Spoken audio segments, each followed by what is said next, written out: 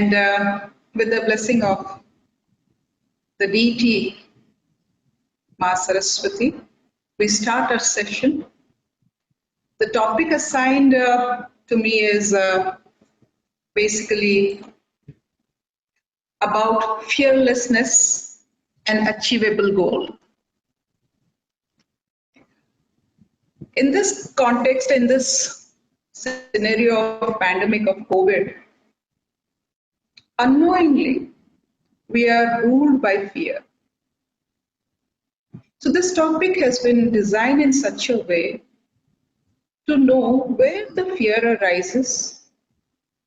If there is fear, can we neutralize it with a term called fearlessness?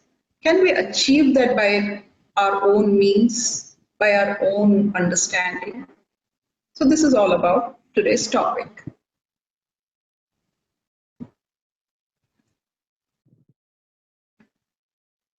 Fearlessness is a lost virtue of human mind. Because fearlessness is an attribute of a refined human who is in harmony with his body, mind, and soul.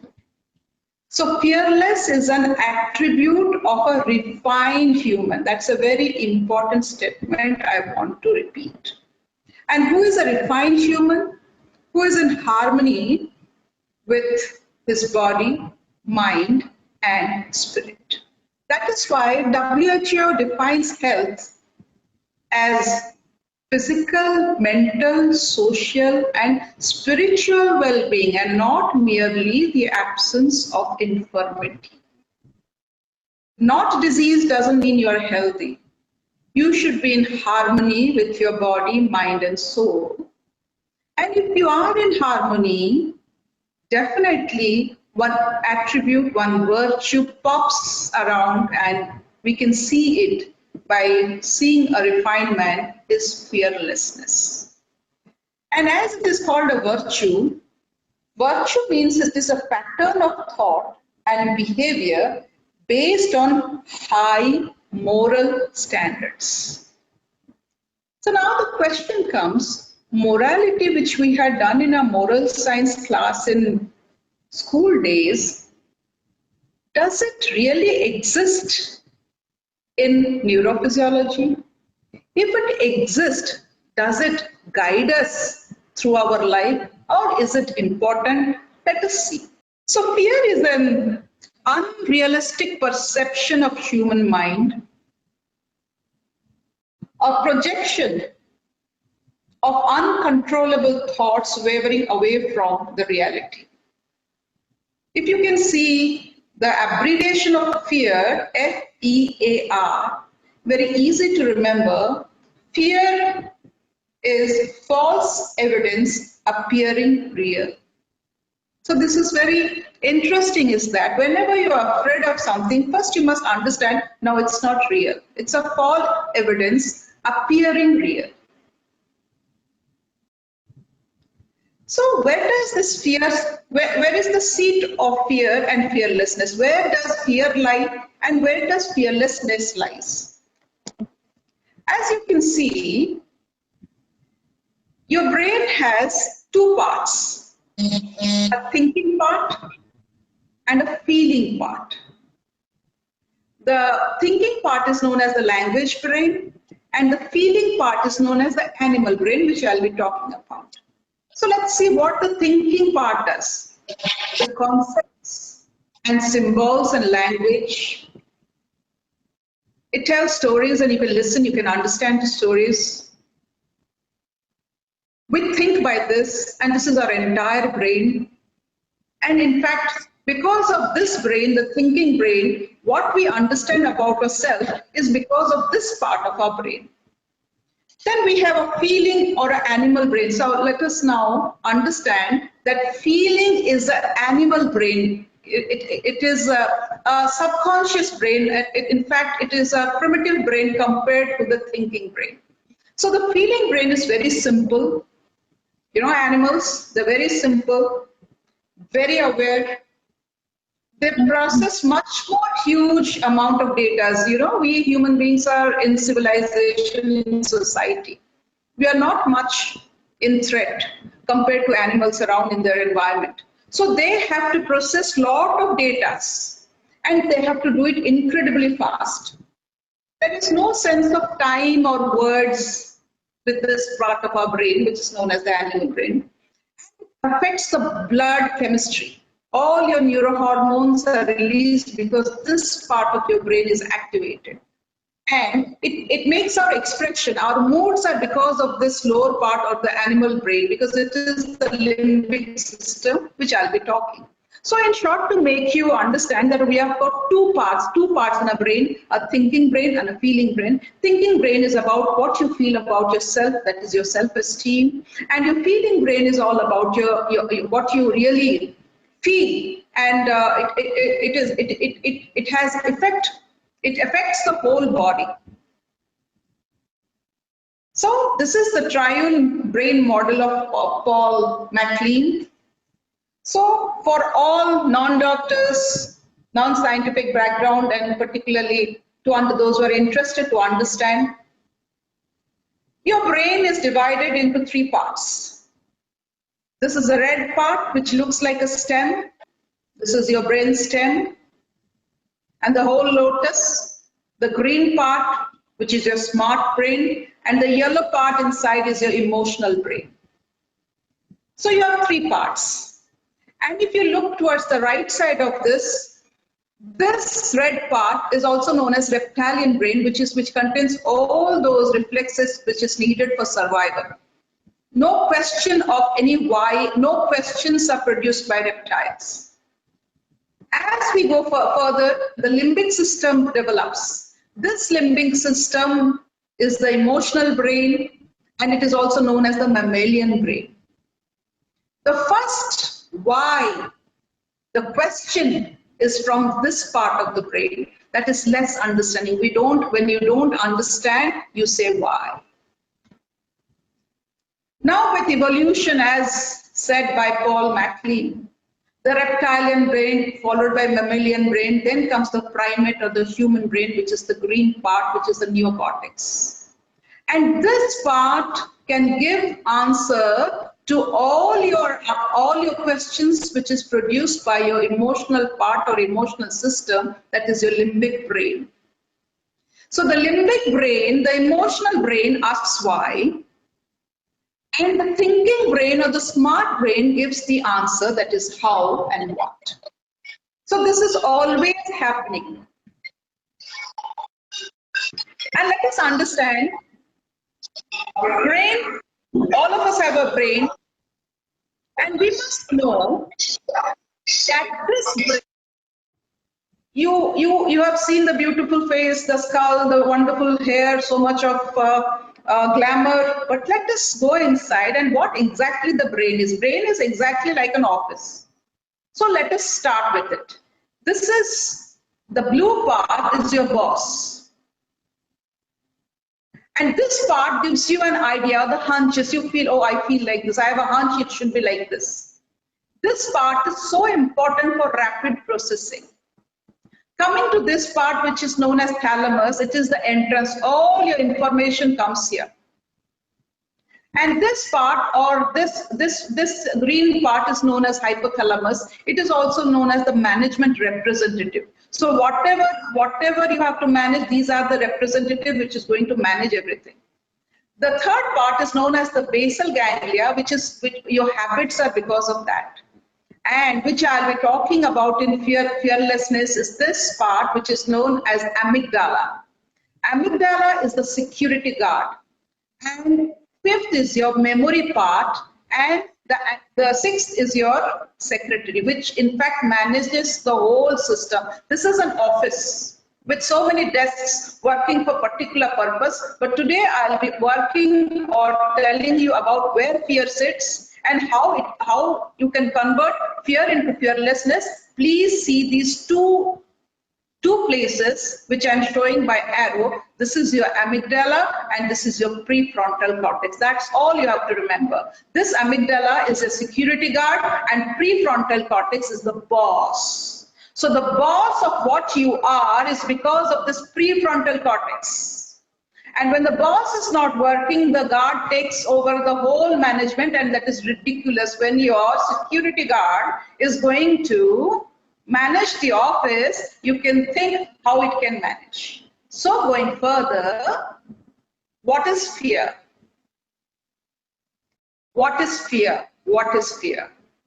As I have told you, you have a smart brain and a feeling brain. When your feeling brain is bigger than your thinking brain, there is emotional hijack. This emotional hijack is also known as amygdala hijack, because amygdala is that security guard I'll be talking about. So when your emotional brain becomes bigger than that of your thinking brain, you have fear. So when you are thinking or you're feeling more, your blood and oxygen supply to that part increases compared to the prefrontal cortex or the thinking part. So when you are cut, your feeling is cut from the thinking brain, your fear arises. So this is how fear is reproduced or manufactured. Fear is manufactured when blood flow to this part increases compared to this part. All of us must know the principle of physiology is use it or lose it. If you are using it, you will get blood and oxygen.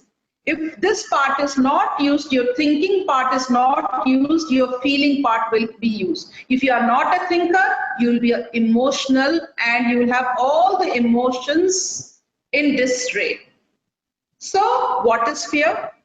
This is an emotional hijack in action that shows that your feeling brain is hijacking the thinking brain. This is so important. Now, in fact, what is that structure in your feeling brain which is hijacking or steering the whole brain? It is this small thing which is known as amygdala. Amygdala is exactly like a security guard. It is triggered. If it is triggered, it hijacks our brain. If triggered, so it can be triggered by anything, any senses. If this is triggered, it hijacks the whole brain. You lose everything. And your brain starts releasing all the stress hormones like cortisol, adrenaline, noradrenaline to activate flight or fright. That sounds little confusing. Now here I show you. This is that part. It's like it's a security guard. It is always into, if it is, security guard, whenever you give them any impulse or you give them any threat, they start fighting with you. The same way, this is a fighter for you. So when this amygdala is triggered, it gives you your body starts fighting or running away, flight, or you freeze. These are the three things which your amygdala does when you are triggered. Because the higher center is cut off from that. So this amygdala hijack causes whatever you feel, what you feel, increase in heart rate. So increase in heart rate, your breathing increases, and you always feel in stress. So you see, a simple amygdala hijack causes fear in you. So this sounds as if amygdala is something I can't do anything about it. So what is fear and what is anxiety? Fear is a response to threat here and now, while anxiety is future-focused fear. If you keep on fearing about future, again you create this amygdala work. Amygdala hijacks you for a longer time and you lose so much of neurohormones and your body is in stress. So now the question comes, are you suffering from amygdala hijack? Do you shout like this or not once in a while? So when you are in this state, remember your feeling brain has cut off from your thinking brain, and that is known as amygdala hijack. And the moment you are cut off from your reasoning, your thinking brain, you lose logic, you lose reasoning, you lose problem solving, you do not listen to anyone, you don't have empathy for anyone, and in fact, in short, if you are going through this kind of suffering very often, you cannot be a good leader. So see this picture. Many a times it happens to us, we are very unreasonable. When we behave at something, it shows that there's something happening inside our brain. And that is where we are cut off from higher center and the animal brain starts working. When the animal brain starts working, this is what happens. So as you see, when your higher cortex is in control of you, you are calm, your emotions are low, and you are relaxed. So if you are a thinking kind of person, you are a reasoning kind of person, and you are able to think, you are able to understand, you are able to, steer your path by your own thought. Amygdala, the fighting spirit in you stops, your emotion decreases, you are calm and relaxed. When your higher cortex is dissipated, amygdala is in charge of your brain. What can happen? You are high in emotion that can cause you anger, fear, excitement, love, hate, disgust, frustration. So your higher centers, if you lose the connection of higher centers, you become highly emotional. So highly emotional state shows that your primate brain or the developed part of the brain has been disconnected from your animal brain. Now coming to how do we, am I audible? Yes, ma'am. Yes, ma'am. It's audible. Yeah. What are the strategies for coping with an amygdala hijack? Now, all of you will agree with me that in our lifetime, every day we are having amygdala hijack. The animal brain is being disconnected from the smart brain. It's because, what do we do at that time? We should stop. First, we must diagnose now, brain, what has happened to me? My blood supply and oxygen is coming to the feeling brain, the animal brain. So I should stop. I should stop there, then and there what I'm doing and start breathing. So stop what you're doing, breathe deeply with intention and purpose. And what is the purpose? That you want to shift your blood supply to the thinking brain, the oxygenation to the thinking brain. Now you are under the control of your animal brain, you are emotional. You are afraid. Your amygdala has hijacked the whole, because I have told you amygdala is just a security guard. Your security guard has hijacked the whole office, and the whole whatever is happening, it is because of that. Then what do? You have to understand that it is your problem. It is not the problem which is being given to you. Your hijack is your skill, and how to prevent your hijack, you have to neutralize the situation. Once it happens within you, humor is also a great tool to help neutralize the situation with hijack potential. So smile. Smile once you diagnose. Now I've become emotional, my fear is coming up, and all those emotions are coming up. Now I have to smile. Remember the 6-second rule. It takes the chemicals that are released during an amygdala hijacking about 6 seconds to dissipate. Wait for 6 seconds. All your cortisol, your steroids, your adrenalines and noradrenalines, which are produced because your amygdala has hijacked, it is in flight or fright mode and in freeze mode. Just wait 6 seconds. It will just dissipate. 6 seconds will save your whole career. 6 seconds will save your whole relationships. Now, next, for the fourth point which you are going to cope up with is count your blessings. It is hard to be in two emotional states at the same time, and gratitude counters an amygdala hijack. At the same time, remember you cannot have two emotions. One emotion is fight, the rest of the emotions are hidden. So if you can convert your emotion, whatever emotion which is making you flight or fright or freeze, if you can convert it into gratitude, I think you can counter an amygdala hijack. Then you must recognize your triggers. What are the things which is causing your animal brain to pop up and your thinking brain to shrink? Why there is a cut off, at what are the triggering factors which is making your animal brain or your amygdala hijack the whole brain? So avoid them in the future. And the sixth and important thing is that it is your training of mindfulness training, which if you practice such as meditation, that will reduce the hijack of amygdala. Now, I've showed you about fear. Let us see what is fearlessness.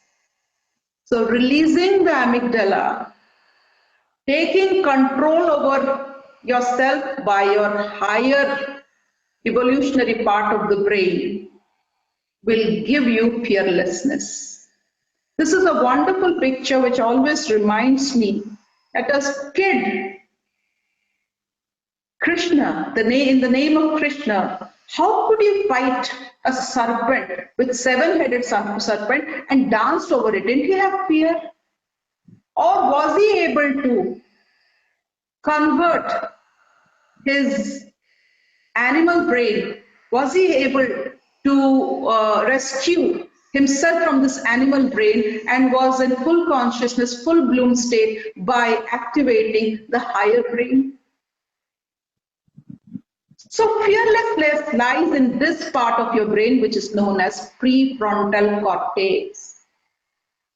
This is once this part gets activated, the limbic brain, the animal brain subsides. Your emotion subsides.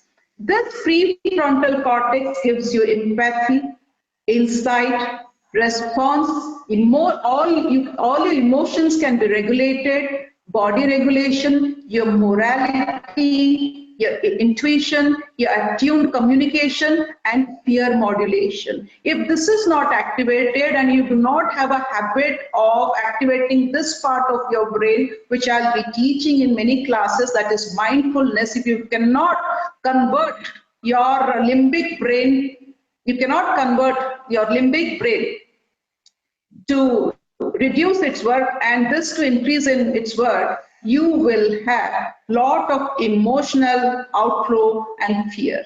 Now, this part of let me tell you a story. This is the skull of a guy which is Finest Gage, who was a very hardworking, diligent, reliable, responsible, intelligent, good-humored, deeply religious, family-oriented man until he is involved in an accident at which time an explosion occurs and a cow bear is driven into his brain. It happened like this. So in fact, the prefrontal cortex was lost.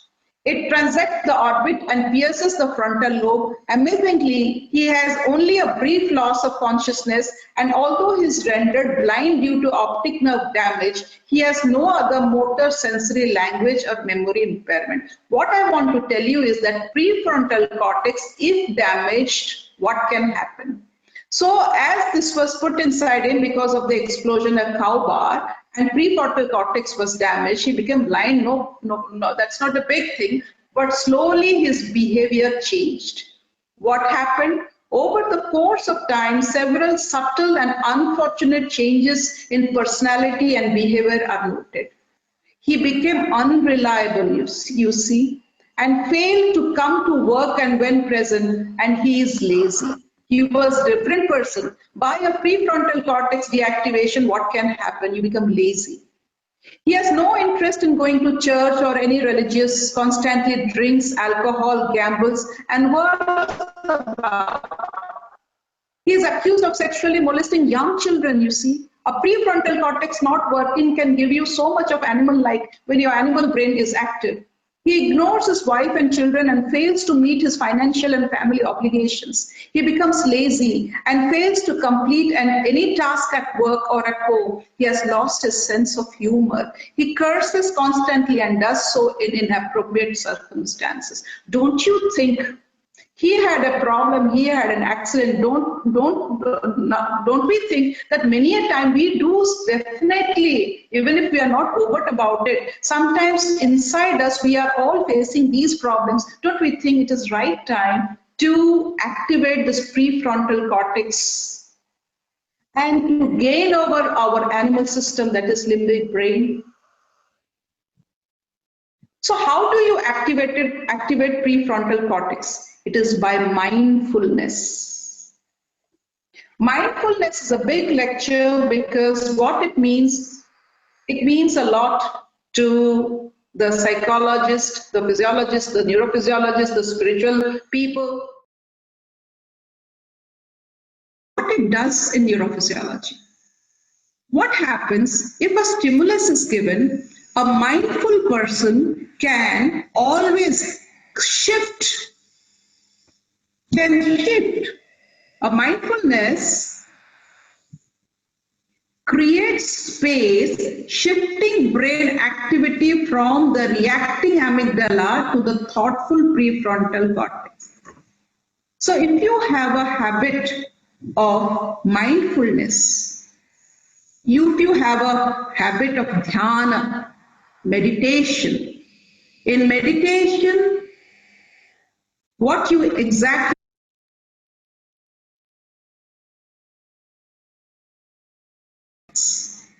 in the activation of prefrontal cortex, what you do, you shift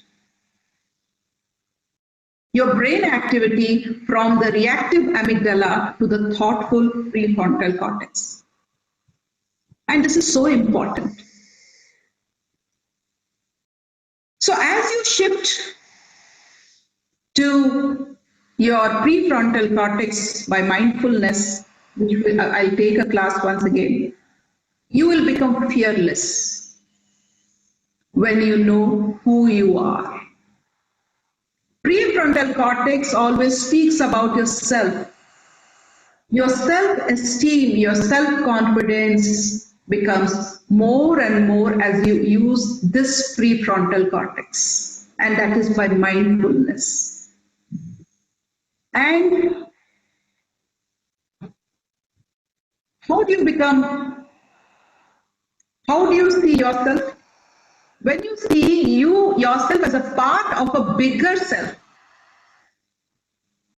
if your brain can visualize and unravel the universal self, your prefrontal cortex becomes quite big. And all of us must know that once if our brain is stretched, it can never come back to original form. So once you are stretched, when you can fathom, realize the Brahmanda, you can fathom bigger things, you can fathom infinity, your prefrontal cortex gets activated. So thinking big for everyone, Vasudeva Kutumbakam, this activates the whole prefrontal cortex. Me, my son and my husband, it makes you an animal cortex. It brings your blood supply towards the animal brain. The more you think about big things, your prefrontal cortex is activated. So if you can think that, yes, I am the part of the spark divine, your self-esteem, your self-confidence, and your thinking brain starts working, and success is always a part of thinking brain. So as Gandhiji says, only by understanding, only by becoming truthful, morally high, and gentle, you can become fearless. Commonly, the commonest fear we always think we face is the greatest fear in this world is of the opinion of others. And the moment you are unafraid of the crowd, you are no longer a sheep. So the more you go towards your prefrontal cortex, you increase your blood supply and oxygenation to that part. You don't behave like a sheep. You become a lion. A great roar arises in your heart, the roar of freedom. Thank you so much. And this finishes my 30 minutes lecture. Any question? Thank you, ma'am. Guys, now you have any questions, you can ping me in the chat, so I'll just read it out.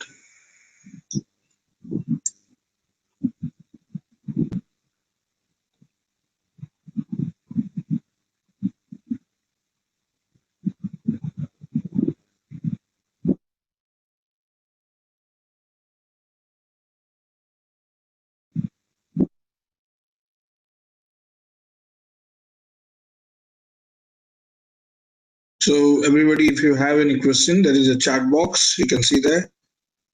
You can ping there. Okay.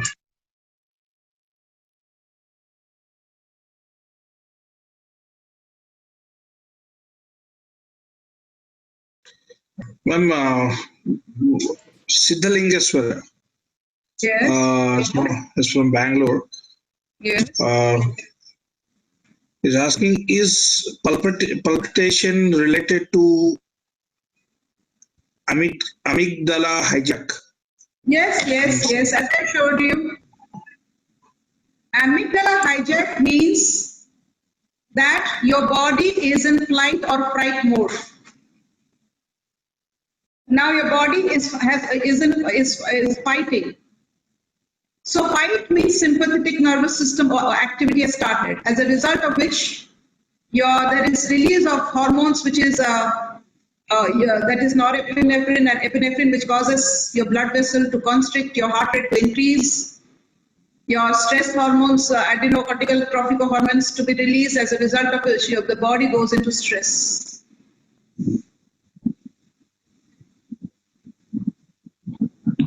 Hello. Yes. Okay. Hello. Yes, everybody please. Okay. Hello. Can you see me? Madam, I can't see you, madam. No, I mean, did you recognize me by voice? Yes, ma'am. Oh, that's a good one. Your forebrain is good developed. So, Arpita, I think that was a wonderful presentation in terms of, how should I put it, a synchrony amalgamation of really the scientific part of physiology, along with your inimitable style of touching it with that spiritual touch. But what I need to just ask you is, am I audible? Yes, ma'am. So when we are talking of fearlessness and we are talking of release from fear, fear is sometimes grounded in day-to-day small worries, which comes from your activities, which comes from your circumstances, which comes from the people around you.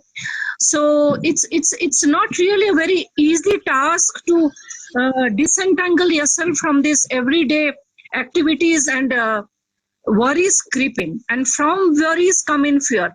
Will this be right? Will that not be right? Will I reach in time? What will my boss say? Will I be able to do this? So it sounds very mundane, but we have to find something to go above these small things of life, which are going to be there anyway. You are not going to escape the samsara. But how do we? I mean, physiologically, what should be done? Literally, let me tell you, we have crossed our line between the need and greed. We have stopped thinking that how much we need and how much we really should work for. We are overstretching ourselves. In fact, we are trying to keep food for so many generations. And once we have food for ourselves throughout our life, still we are not happy with it. So it is now a balance between need and greed. as we are working and we think it is all duty, ma'am, it is said, many a times it is said that a donkey needs grass. He did not be employed to eat grass. Grass is everywhere. So we have decided ourselves to be employed, to be under rules and regulation of a very unnatural way, as a result of which we are employed. And we behave more into an emotional brain. We behave like a donkey, taking the load of what we think is right, without understanding what would have happened if we wouldn't have taken this by choice.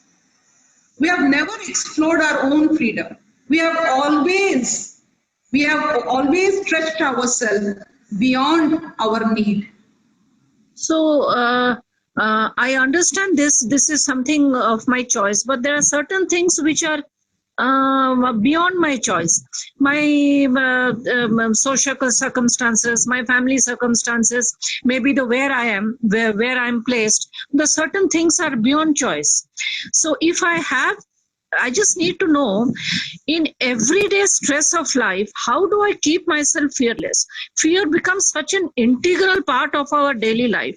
From morning till night, my child has gone out, will she come back? Where is she? Say, will she be able to, she has gone for exam, so is she going to do? So these sort of small things, I think it's a part of the human brain. The brain keeps pushing those worries into you. No, madam, because we were given two legs. We were never given, feathers to fly. We were given a speed of we were given a body of 70 kg. We couldn't. Now, because of so many gadgets, we are now almost, we are beyond our human expectation. We have become like, our expectation also has increased. As a result of which, madam, we have to manage with it. Now, as you see, it is a very physiological phenomenon known as amygdala hijack. The blood flow to the lower part of the brain and blood flow to the higher part of the brain has to be balanced. It has to be taught. You have to be trained. How do I increase my blood flow in my prefrontal cortex? And that is the whole thing which our Indian seers, Indian researchers who are called rishis, they have worked on it. And the mindfulness or the meditation, which I'll be talking about, the different types of mindfulness, there are two important words in mindfulness, that is attention and compassion.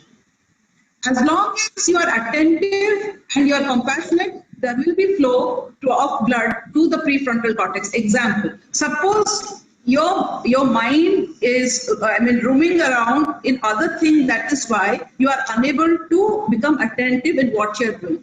So whatever you are doing at present, if you are attentive to it and you are compassionate to it, your mind will never come to the animal brain, or it will not come to the feeling brain. You will always be in your prefrontal cortex, and you will be always in your reasoning and thinking capacity, as long as you are attentive to now and compassionate to now. So in short, it might sound very literary way of keeping it, that staying in now, staying in present and being attentive to whatever is happening to me now and being compassionate to present will keep our blood flow. And once the blood flow is higher, the lower part will never be a problem to us. The problem is only because we are sensitive to the problem, because we have created the problem by putting a blood flow into that part. If we know how to shift it, I think these problems will not be with us. Because many successful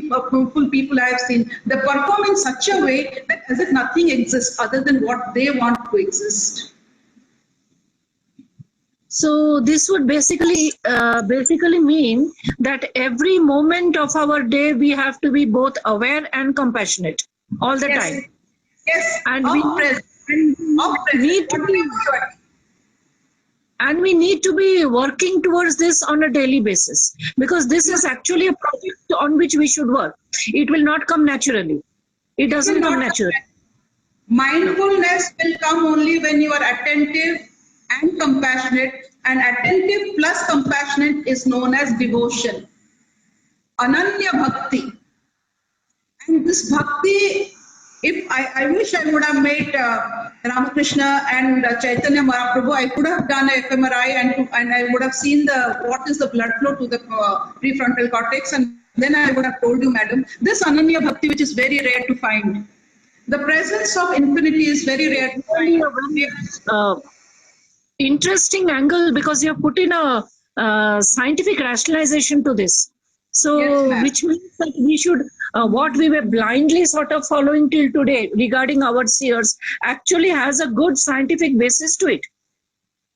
First, whenever, madam, when you are losing your reasoning, when you are reacting, first you must know it's my animal brain reacting and this is amygdala hijack. Now the amygdala is working. It is not my higher self. And once you realize, you diagnose that, yes, I am being controlled by my animal brain, definitely we human beings, we don't want to be controlled by it. The more and more, madam, we are controlled by our higher self, we slowly understand that how to tackle with the problem in a better manner. Animals cannot find an answer, madam. If you remember, I had shown you one PPT where I showed you it's the reptilian brain which only manages the crisis. It's a limbic brain or the mammalian brain which asks why, but the answer is always by the neocortex, which is the human brain. Unless you activate your human brain, madam, you'll never get an answer to your problem. This is really very interesting, because for the common mass, it was blindly given down by our sages. Devotion, dhyana, meditation, to rise above yourself. But to have such hardcore scientific basis for that, this is really interesting. This is really interesting. Madam, I'm so happy you are here with all of us, and it's a real, I would say, it's a big opportunity. The pleasure and is all mine. That I was fortunate enough to connect with some such lecture. This is really nice. Thank you so much. Thank you so much. Thank you. Thank you very much.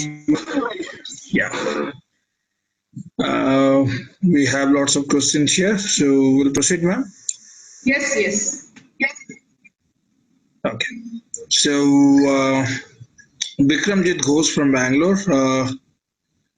is asking how are upbringing infect and affect towards fearfulness and or bravery, which is an excellent attribute to winners.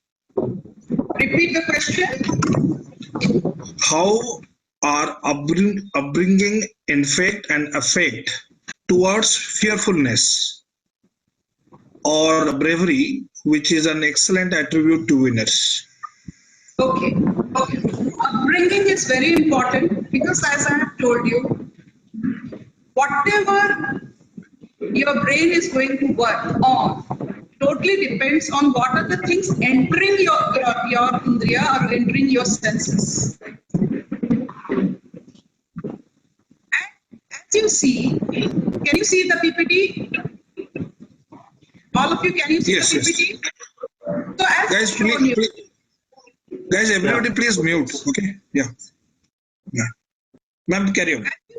as you see, there is a structure called thalamus, which gives entry to all your sensation or your sensory experiences. So whatever enters, there is an entry point to it, thalamus. So your upbringing totally depends on what are I would say, the stimulus which has been given through your sensory system, which includes your eyes, your special senses, your touch, your like your eyes, your nose, your smell. So whatever is the environment all about, that in fact sculpture your brain. So you give the information what you collected from environment, and it is being processed by your brain. So upbringing means how the parents have created a modulated environment for a child so that the processing are so refined, as a result of which the higher functioning of the brain are activated. So nowadays, intelligent parents create or simulate environment in mode of learning and teaching so that this prefrontal cortex is activated. activated. Example, sometimes in our house, we never know that our children are exactly like monkeys who ape us. And once they do it, as they ape us, though they do not know what would be the result of it, they create an environment which can be very, I would say, not good for them because they're aping us not knowing the result. So you should be careful enough so that whatever you are doing, if they ape, it should not harm.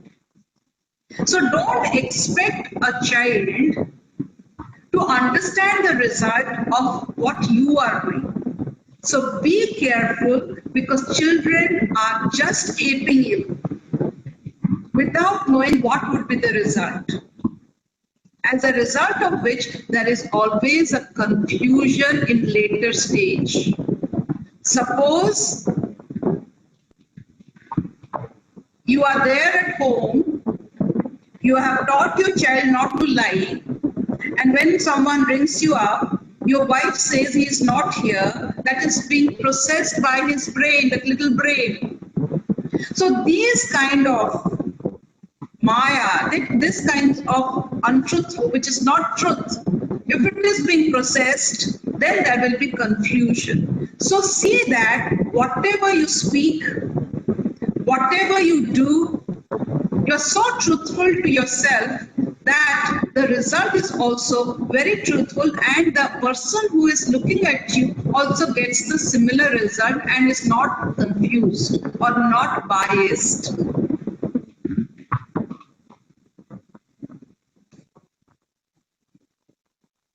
Okay, I hope Bikram, you got it. My students are so insightful, I got to know. Yeah, thank you. Yeah. So the next is one of my one student from US, Soma Sekhar. He's a director of a company. He's asking, ma'am, you have been presenting from a scientific perspective, but from a psychological perspective, how can one fight this and be more successful? That would help both of us. First is you have to diagnose yourself. Unless you know what is your disease, you cannot treat it. And by the time you come to a doctor, you have already spoiled a lot of part of yours. So first diagnosing, knowledge will always help you to diagnose. Yes, when I'm shouting at something, when I am irrational, well, my lower brain is working. So I gave you what are the what are the strategies for coping with amygdala hijack. First, you have to stop then and there. You should know, first diagnose this. This is nothing about scientific or psychological. First, you have to realize my supply of blood and supply of oxygen is higher to the lower part of the brain compared to the higher part of the brain. First, you must realize it. Once you do that, stop it. Stop there. And start your practice of attention and compassion. Be attentive to you and be compassionate to you. Don't spoil yourself by activating your animal self. Be compassionate to you and be attentive to you so that you are a human. Once you start thinking like this, your breath decreases, your flight or fright mode decreases. You start smiling, wait for 6 seconds.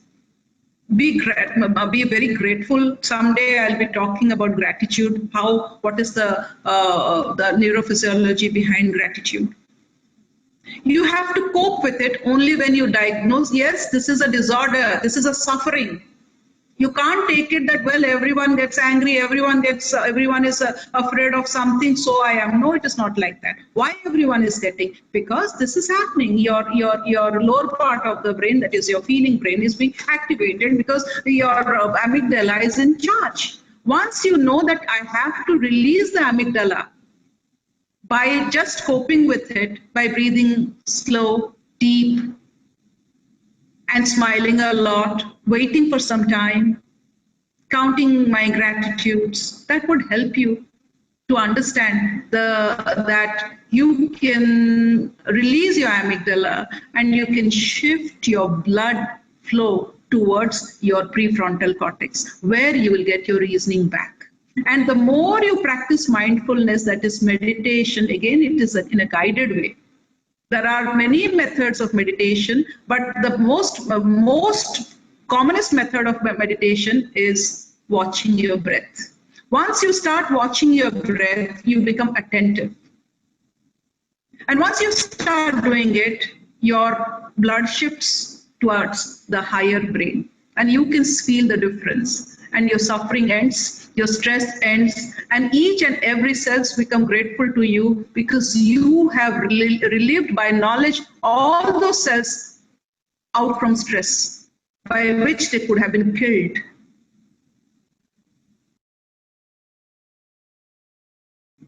Okay. The next question is Swapna Ghosh. The greatest fear in the world is of the opinion of others. Kindly explain, man, how can I overcome that? So that was a very nice slide which I see. So fear, you have to overcome nothing. Only you have to overcome. Now, if you are having fear, your feeling brain is working, your thinking brain is inactive. You just have to remember this. Any high emotion, it shows that your higher cortex is disabled. And you have to practice attention and compassion then and there. You have to feel the most enriched person. You must feel as if you are the most blessed person then and there.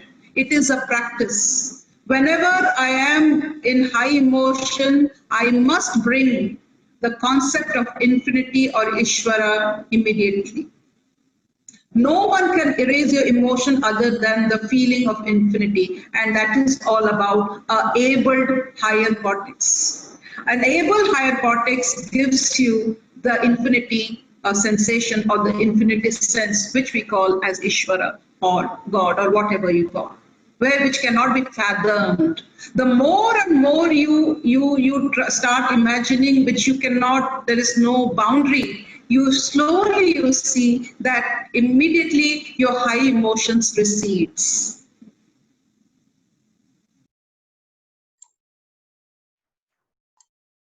Okay. Dr. Nirupama. Good evening. Good evening, Surila. My question is, with age, almost every people they are increasing their fear. Okay. So is it due to this phenomena? What we tell actually with age or all brain functions decreasing, but is it the amygdala function increasing, causing hijacking and giving fear? See, in Indian practice, in Indian lifestyle, our lifestyle is made in such a way that we calm down at least once in morning, once in evening. By our Sandhya Vandanam, at sunrise and sunset, we calm down, we close our eyes, and we try to imagine infinity. As a result of which we have a habit of increasing our blood supply to the prefrontal cortex, and it is an Indian way. But now what we are doing, most of the time, we are with gadgets like mobile. As we see, so many information are coming up, and all these informations are getting, they enter through our mind, through our brain, through thalamus, and it is all being directed both towards amygdala and also to the neocortex. Since we do not have a habit of sharing our information to the neocortex, that is why the fear is always there with us. Bhaya and Bhagavan, they cannot stay together. Because there is no Bhagavan, there will be Bhaya. So creating your God, your Ishvara, your infinity, the more and more you stretch your brain with knowledge, the more and more you stretch yourself with what you call a bigger self of yours, you will see slowly that this fear will vanish. The smaller you become, the fear, you become more and more fearful. The more you have barrel vision, it is my family, only my family, me, my husband, my child, you slowly become very, very fearful. The more you become that Vasudeva Kutumbakam type, you will see that your fear slowly vanishes. Okay, thank you. Oh, welcome. So with age, we have to do that. Yes, it is from childhood practice. You have to visualize Vishwarupa. You have to think that you are the part of the spark divine, that is Tattva machine. You have to think that you are just not by chance. You have all right to be here in this world and you are a part of a greater self. Always we must remember that we are a soul with a body, not a body with a soul. So we are a soul means we are a part of a bigger self with a body for some purpose, for a machine to do something in this universe. But that is not the way it should be. It is not body with a soul. It is all with the soul with a body for functioning. Okay. Now, next question. We have less time. It's Nayana from Bangalore. Yes. People who have anxiety issues for a very long time, the brain is already in override and the neurotransmitters are flooding in all the time. My question is, how much time it will take to calibrate?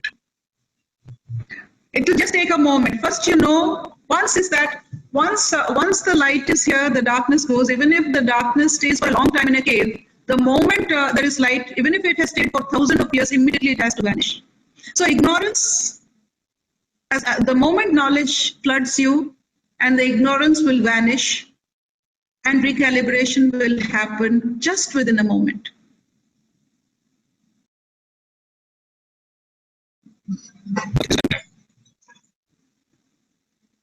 The next question, ma'am. Animesh Das is asking, when we are in contact with our mother, we are fearless. How is it? Because when we are in contact with the mother, it's a very nice, Animesh, it was a very nice allegory, the calf and the cow story. Even if the hunter is there aiming at the calf doesn't budge, doesn't have fear.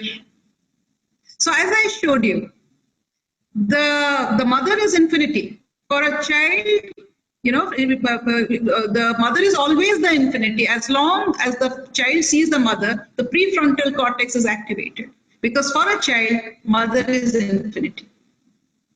So that is why anyone in contact with the infinity never fears. For example, if I'm with my mother, with my guru, with my elder brother, with my son, whom I think is quite capable. So that infinity feeling, anyone who gives you an infinity feeling just shifts your blood to prefrontal cortex, as a result of which you will never be afraid of anything. Even a banyan tree, even Ishvara, the invisible, it totally depends on your conditioning at what thought you are able to shift your blood from lower portion to the higher portion. What is that making the shift of the blood to prefrontal cortex, in fact, makes you fearless?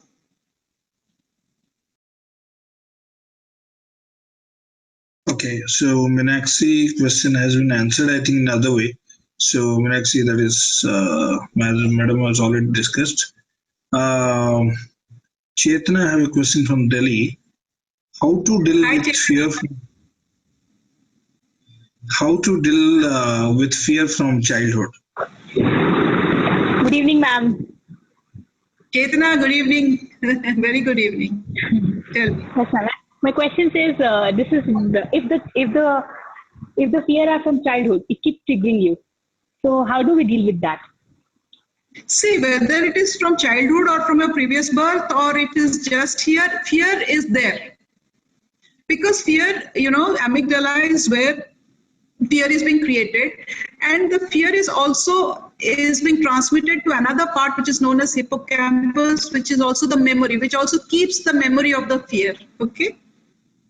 All these two things, whether it is the fear or the memory of the fear, which is being ignited very now and then to give you an emotional response, that is all because your blood supply is at that part of the brain. You are in fact giving food to that part of the brain, so that not only your childhood fear will come out, your memories of 20-30 years will come out, so many things will, your emotional part will come out, because you are feeding your lower brain or animal brain by. I'm 27. So see, you're 27, your brain doesn't know you're 27. Your All right. cells which you were born with, they also don't know that you are 27. Your age, your timeless brain will give you an ageless body, dear. Never count yourself that it is childhood. It is a continuous life. You have certain emotional part to it. It's very nice because emotional part are necessary to feel like a human, because emotions are seen much more in human. That's very nice. You cannot gain without pain, and if there is no pain, there cannot be gain. So whatever is your fear, whatever your Right. Thank you, ma'am. Thank you so much. It makes sense. Ma'am, one more question from Dipti from Bangalore. yeah. I have two children of age 12 and 16. Have been them experiencing fear constantly, and lot of fear of social no acceptance and comparison in education, in sports, in so many other fields also he explained. I can now relate the amygdala hijack, but how to guide and overcome such a situation when mind is in such a low frequency and not ready to receive? The thing is that you have children of 12 and 16. Yes? And you want that they should be so socially well accepted in all phases, in all 360-degree manner, in sports, in education and everything. They have a fear of that things. They have the fear, or the parents have the fear? Now, have been they've experienced a fear constantly? From I don't know. They have not mentioned those things, but they have a fear of that things. Who is in fear, the parent or the child? No, it is children's fear, not mine. I mean, your children are at constant fear. This was when they talk to me, when they say, when they share their things. So now listening to you, I am able to realize that what they are saying, it is actually not the thing, but inside they are having fear and they're not able to cope with those things. So when if I as a parent have to guide them, then what should be my approach towards it? First, we have two things: ambitious and capable. So incapable ambitiousness will spoil the whole smoothness of life. So to increase the capability in which they are having ambition is the first part of parenting. We must realize that whatever our child needs is the ambition part, and to increase the capability is the homework of the parents till a certain age group. So if we do our homework so that we should not have fear for what, because that will again, they will, the fear, if they see in us while parenting them and guiding them towards their work, what will happen is that they will be fear square. It will be a very high frequency fear for them. If they see that while guiding, the parents are also afraid. The parents are not clear about what they are doing and how they are guiding, then they'll become very, very, fearful. So I would request parents, grandparents, whoever are there around a child should share the responsibility in bits, so that we develop the capability in a child. We have to see that the capability increase, and as a result of which the ambition can be fulfilled. Okay, ma'am, the next question is Smaranika, I think. Are you asking something? Okay. The other question was that I'm a teacher also by profession, and by the time the exams come, I've seen that children usually come across the exam fear, they develop fever or they develop cold. These are very two peculiar observations that we have seen. So as a teacher, what can be my, I have seen that children have progressed, they have worked their part, but I cannot be going and guiding at their home place. As a parent for my children, I can work on myself. But how, as a teacher, I should take the hand for them? Madam, I'm also a teacher in medical college. So when I start a curriculum, I must be clear that all my children should know the must know part. There are three parts as we learn: must know, should know, and may know. So if I guide in such a way that all my children are 100% good in must know part, 60% in should know part, and 40% or 20% in may know part, then I'm doing good. But I must tell and guide my children that everyone cannot have the same type of performance. So they should be given a practical lecture about their performance, their capability. So you have prepared this much, this is what your expectation should be. Unnatural expectation is the cause, unnatural expectation of parents from children is the cause of these immunological changes.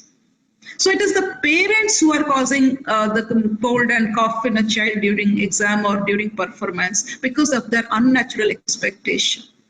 We should help our child, not try counting the fruits in the tree. It's better now only to give the manure and the water to the tree that is our child. Counting the fruit is not our work. Once we start doing that, we spoil the growth. Thank you. Thank you so much. Thank you so much, madam. Ma'am, one question from Deepti Kapoor. After that, I'll end the session. I will ask my one. I have also one question, so I'll ask it, but I'll read it first. Deepti Kapoor. I am a teacher by profession and have experienced that many children have exam fear, which affect their body in the form of fever and cold, and that has been a very common observation. How can I guide it? I think we have answered this question, ma'am, right? Yes, we have answered this. Okay. And one of your student, I think Samarika Samal, Smaranika Samal.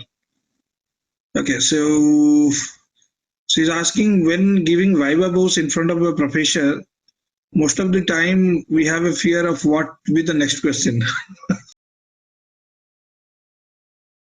Able to answer it.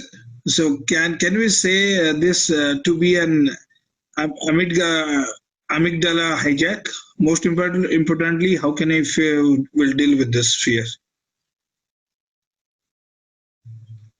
Anticipating something, if you're anticipating something beyond, so if you're not in present, you're anticipating for future. First, the basic of it's not amygdala hijack.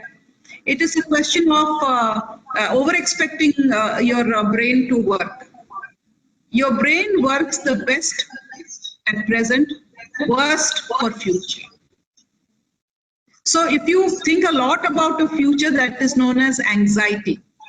When you have if your fear is converted into anxiousness, your brain is going to fail because all your other organs are not going to work in harmony. So you will not be able to give even the simplest answer to the next question. So if you are always thinking about the future, what next, that will harm you, Smaranika.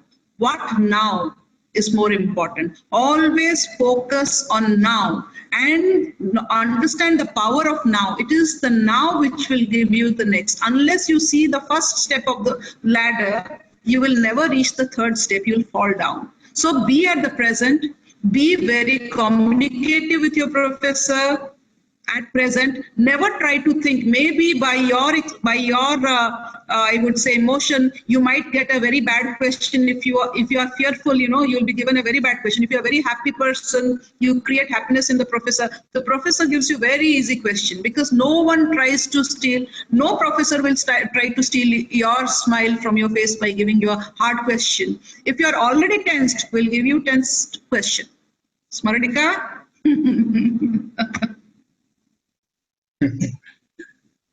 Ma'am, I have a question.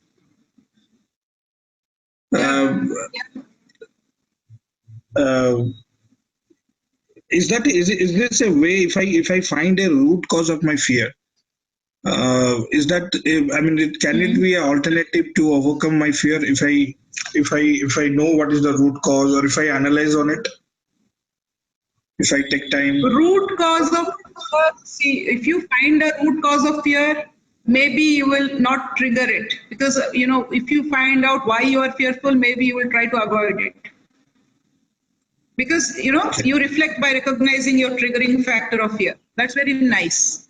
But on the whole, if we learn whatever it might be, whatever emotion might be, I can overstep it by mindfulness, by creating an infinity inside me, by thinking of infinity inside me. I think anything we can do with our mind. Anything we can do with our mind. So it's not about pinpointing why you are afraid of something. If there is fear, we are in the evolutionary process from animal to human, from mammal to primates. So we will have fear in us, but we should also have that knowledge to transcend fear. If we try finding out the cause of fear, maybe we'll be losing a lot of time. It is better to transcend. Okay, so that means you are telling that you need to accept it as it is, and you need to transcend it. It is there.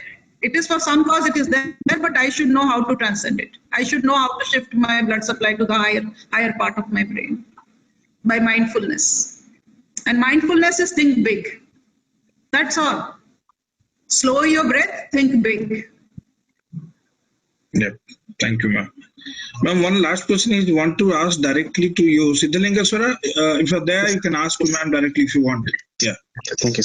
Madam, namaste, madam. Madam, namaste, madam. Yes, madam. Thank you, madam. I was very happy with the way the two things were connected, the spirituality and the main part of medical science. Madam, I understood, whenever it comes to the control of the brain, madam, due to the external conditions, whenever we come across fear. So as per the lecture that I attended today, I found that I should configure myself. I should make myself ready so as to take over the fear in whatever way it comes to me. And I'm able to hear you properly, Silu. I will guide it. Siddhalingaswara, you were asking, you need to configure mind, yes? Yes, sir. So, madam, if there is a condition wherein I am not directly related to an issue or a matter where I am, where the fear is involved. Suppose I have taken a site, and the site which has been taken by me is forgeried by my older owner. And after 2 years I come to know that I am not the owner, and the sign that my earlier owner has done is forgeried. And this brings me fear, because it is my hard-earned money. I have put inside my hard-earned money, and later on I came to know that it was mistake of somebody else, and the result of which I am facing it now. So how to overcome this, madam? Because I am not directly involved in any of the activities in the wrongdoing, or neither I am involved in any of the unlawful activities that has been taken place. But yes, madam. But the result is yes, madam. Understood, Siddhalingaswara. Yeah. Yes. Siddhalingaswara, listen to me. Yes, when we are playing Ludo, we follow the rules of Ludo. Yes, So madam. when we are playing this what you call the samsara, we must know the principle of samsara. Yes, madam. Yes, you cannot Yes, say I'm good, I have not done anything. You should know all the rules and regulation. You should do all your paperwork, documentation as per the rule of buying and selling. yes, So madam. Correct, being madam. good never means you'll escape. So Yes, madam. Yes. being good doesn't mean everything good will happen. That is not possible. Always play the game according to the rules set during that period. Okay, If you okay, are madam. not ready, these are all games. The same way Okay, you okay, have lost Ludo because you have not learned the laws and rules properly.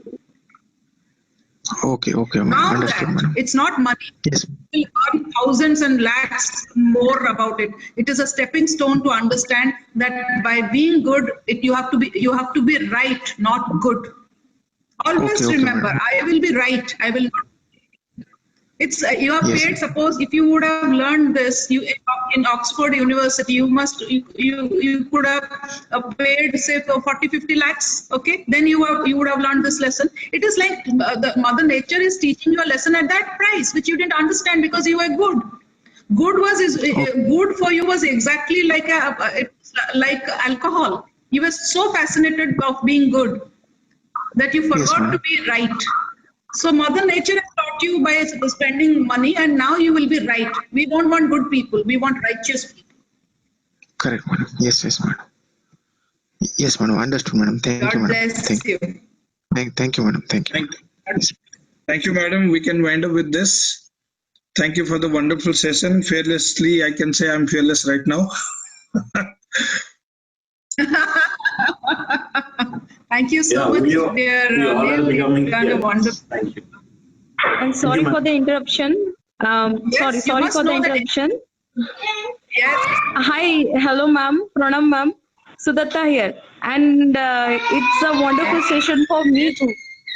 Because nowadays I'm really needy for this. Thank you so very much, ma'am.